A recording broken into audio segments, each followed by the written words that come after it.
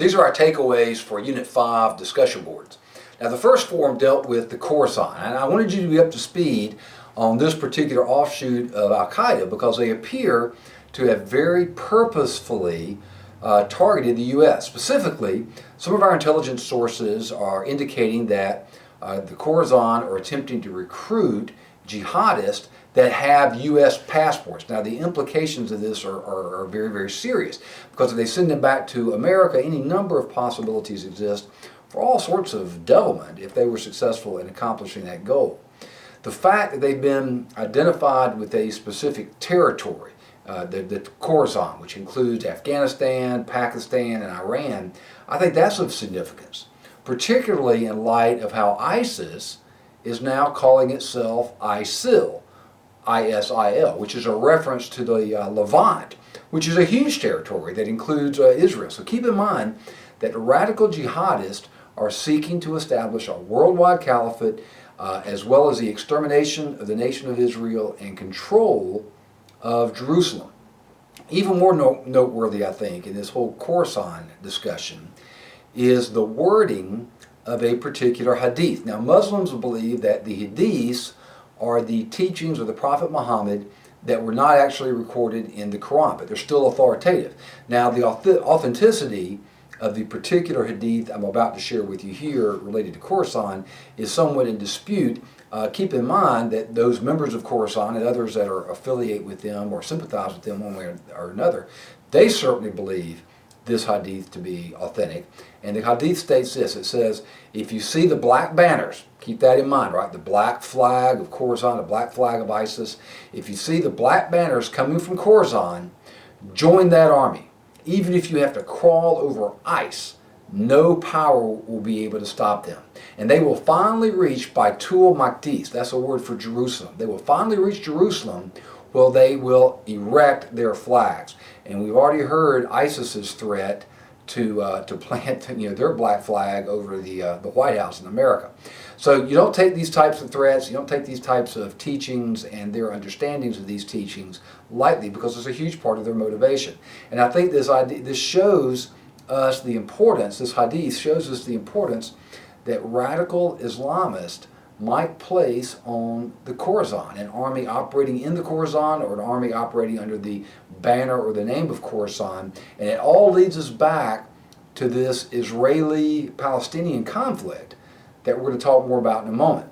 But as students of Homeland Security and as future criminal justice practitioners, you would be wise to keep your eyes on the Khorasan and any other radical groups that splinter off from Al-Qaeda.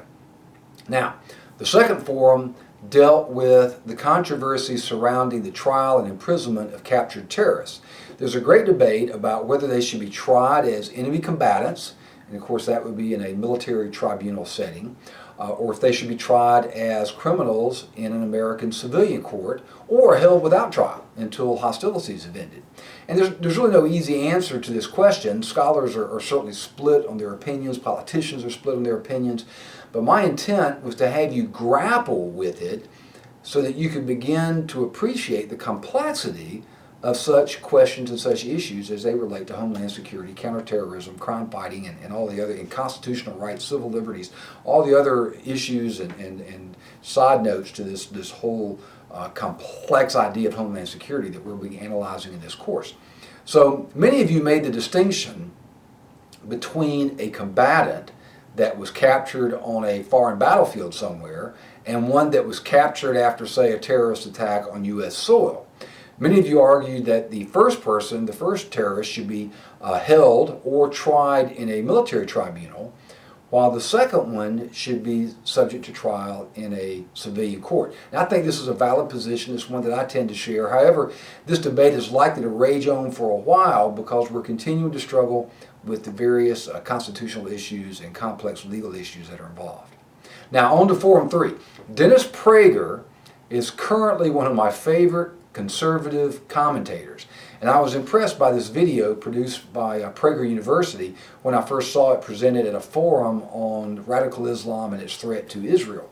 Now, I believe every one of you stated that it was not, that Prager's analysis of this was not an oversimplification but a very well presented, very well thought out analysis of what on the surface appears to be a very complex issue.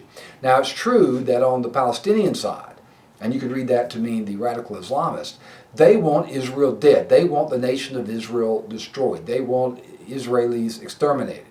The complexities come in trying to understand why that's true and how they might go about accomplishing that goal and what implications might that have for U.S. homeland security, global terrorism, and world peace in general.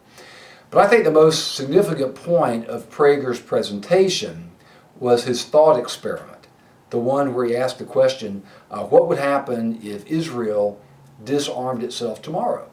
And I think he's right that it would be a bloodbath as Israel would be attacked and invaded by its numerous enemies.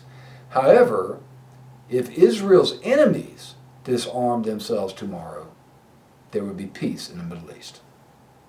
Till next time.